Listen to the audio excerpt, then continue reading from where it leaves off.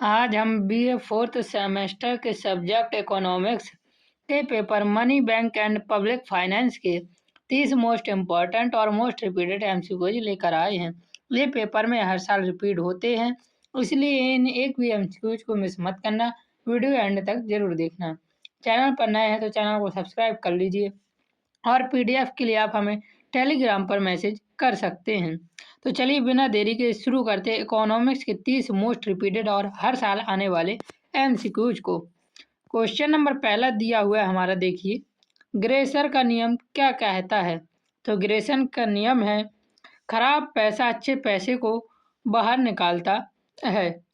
इसका यह मतलब है, बुरी मुद्रा अच्छी मुद्रा को चलन से बाहर कर देती है। जब सरकार द्वारा दो प्रकार की मुद्राओं को समान कानूनी मूल्य देता है तो लोग अच्छी मुद्रा को जमा करने लगते हैं और खराब मुद्रा से लेन देन करने लगते हैं। आपने अपने घर में भी देखा होगा, जो करेंसी नोट होती है उसे हम रख लेते हैं और जो थोड़े बहुत कम खराब होते हैं उन नोटों को हम लेन देन में यूज करते हैं। तो यही ग्रेसर का नियम कहता था।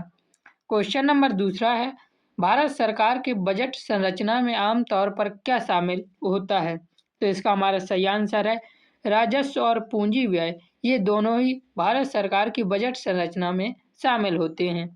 क्वेश्चन नंबर 30 दिया हुआ है, भारत में वित्त आयोग किसके लिए जिम्मेदार है? तो इसका हमारा सही आंसर हो जाएगा, संघ और राज्य के बीच करों के वितरण की सिफारिश के लिए वित्त आयोग जिम्मेदार है। क्वेश्चन नंबर चौथा दिया हुआ है, राजकोषीय संघवाद का उद्देश्य क्या है? तो इसका हमारा सही आंसर हो जाएगा, वित्तीय साधनों का न्याय संगत वितरण सुनिश्चित करना राजकोषीय संघवाद का उद्देश्य है। क्वेश्चन नंबर 5 दिया हुआ है, राजकोषीय नीति का मुख्य घटक क्या है? तो इसका हमारा सही आंसर हो जाएगा, सरकारी खर्च और कराधान राजकोषीय नीति के मुख्य घटक हैं। क्वेश्चन नंबर 6 है हमारा, निम्नलिखित में से कौन सा विकल्प धन को सबसे अच्छा परिभाषित करता है? तो विनिमय का माध्यम, खाते की इकाई और मूल्य का संग्रह, ये धन का सबसे अच्छे से परिभाषित करता है। क्वेश्चन नंबर 7 दिया हुआ है, पैसों की मात्रा के सिद्धांत का सुझाव क्या है? तो पैसे की मात्रा के सिद्धांत का सुझाव है, मुद्रा आपूर्ति मूल्य स्तर को निर्धारित करती है।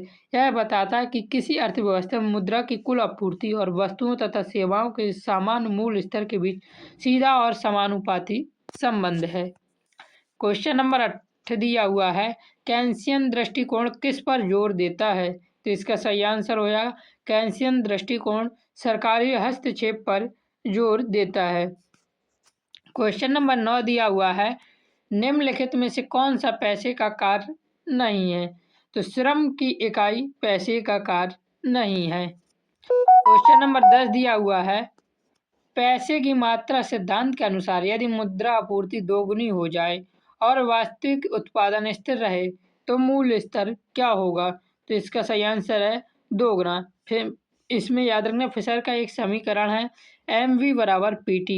इसके अनुसार अन्य चीज़ें जैसे उत्पादन या मुद्रा का वेग स्थिर रहे और मुद्रा की आपूर्ति दोगुनी करने से कीमतें भी 2 गुना हो जाएंगी, याद रखना, जिससे मुद्रा का मूल्य आधा रह जाता है। क्वेश्चन नंबर 11 है, उच्च शक्ति वाला धन क्या शामिल करता है? तो उच्च शक्ति वाला धन प्रचलन में मुद्रा और बैंक द्वारा रखे गए भंडार शामिल करता है। क्वेश्चन नंबर 12 है, मुद्रा गुणक क्या मापता है? तो इसका सही आंसर हो जाएगा, उच्च शक्ति वाले धन और मुद्रा आपूर्ति का अनुपात मुद्रा गुणक मापता है। क्वेश्चन नंबर 13 दिया हुआ है, वर्तमान में भारत में कानूनी मुद्रा क्या है? तो आरबीआई द्वारा जारी नोट और सिक्के भारत में एक कानूनी मुद्रा है और यही चलन में यूज होती है। क्वेश्चन नंबर 14 है, भारतीय रिजर्व बैंक पैसा आपूर्ति को नियंत्रित करने के लिए कौन से उपकरण का प्रयोग करती है? तो इसका सही आंसर हमारा हो जाएगा, ओपन मार्केट ऑपरेशन। इसी का कहते हैं खुले बाजार की क्रियाएं। यह एक प्रमुख मौद्रिक उपकरण है जिसके तहत वह बाजार में मुद्रा आपूर्ति को नियंत्रित करने के लिए सरकारी प्रतिभूतियों को खरीदता और बेचता रहता है। क्वेश्चन नंबर 15 है, वाणिज्य बैंक मुख्य रूप से किसके संलग्न होते हैं? तो वाणिज्य बैंक मुख्य रूप से जमा स्वीकार करना और ऋण देना इसके संलग्न में होते हैं। क्वेश्चन नंबर 16 है, वाणिज्य बैंकों द्वारा ऋण सृजन का तात्पर्य क्या है? तो वाणिज्य बैंकों द्वारा ऋण सृजन का तात्पर्य है नई जमा राशि उत्पन्न करना। क्वेश्चन नंबर 17 दिया हुआ है, भारतीय रिजर्व बैंक का राष्ट्रीयकरण कब हुआ? तो इसका सही आंसर हो जाएगा 1949 में 1 जनवरी 1949 में भारतीय रिजर्व बैंक का राष्ट्रीय एकीकरण हुआ था और 1 अप्रैल 1935 को एक निजी शेयरधारक बैंक के रूप में हुई थी भारतीय रिजर्व बैंक की स्थापना। लेकिन राष्ट्रीयकरण कब किया गया था? तो 1 जनवरी 1949 को और 1 अप्रैल 1935 को इसे शेयर धारक बैंक के रूप में इसका क्या हुई थी? स्थापना हुई थी। क्वेश्चन नंबर 18 दिया हुआ है, ऋण नियंत्रण की मात्रात्मक विधियों में क्या शामिल है? तो ऋण नियंत्रण की मात्रात्मक विधियों में बैंक दर और ओपन मार्केट ऑपरेशन ये दोनों शामिल है। नैतिक समझाना ये शामिल नहीं है, तो इसका ए और बी ऑप्शन सही है, तो उपरोक्त सभी की जगह ए बी होना चाहिए था। क्वेश्चन नंबर 19 दिया हुआ है, ओपन मार्केट ऑपरेशन में क्या शामिल है? तो इसका सही आंसर हो जाए सरकारी प्रतिभूतियों की खरीद और बिक्री ओपन मार्केट ऑपरेशन में शामिल है। क्वेश्चन नंबर 20 है, आरबीआई का एक प्रमुख कार्य क्या है? तो इसका सही आंसर है मुद्रा नोट जारी करना आरबीआई का प्रमुख कार्य है। इनमें से उत्पादन भी नहीं है, व्यापार भी नहीं, कृषि मुद्रा नोट जारी करना आरबीआई का प्रमुख कार्य है।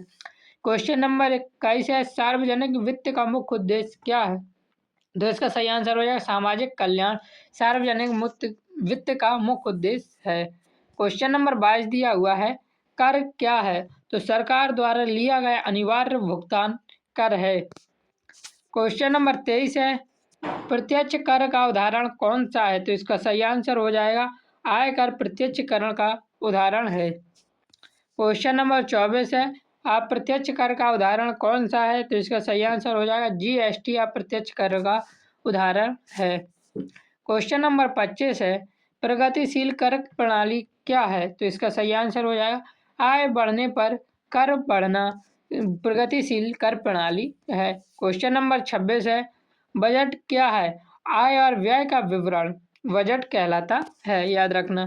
क्वेश्चन नंबर 27 है, घाटा बजट क्या होता है? तो व्यय अधिक होना और आय कम होना घाटा बजट कहलाता है और भारत सरकार हर साल घाटे का बजट निकालती है। क्वेश्चन नंबर 28, राजकोषीय घाटा क्या है? आय और व्यय का अंतर राजकोषीय घाटा है उधार को छोड़कर, याद रखना। क्वेश्चन नंबर 29 है, सब्सिडी क्या है? तो सरकार द्वारा दी गई सहायता को सब्सिडी कहा जाता है। क्वेश्चन नंबर 30 है, केंद्रीय बैंक का मुख्य कार्य क्या है? तो इसका सही आंसर हो जाएगा मुद्रा आपूर्ति को नियंत्रित करना केंद्रीय बैंक का मुख्य कार्य है। इस प्रकार मैंने आपको 30 मोस्ट रिपीटेड एमसीक्यूज करवा दी। चैनल पर नए हैं तो चैनल को सब्सक्राइब करना और पीडीएफ के लिए आप हमें टेलीग्राम पर मैसेज कर सकते हैं। जय हिंद, जय भारत, राधे राधे।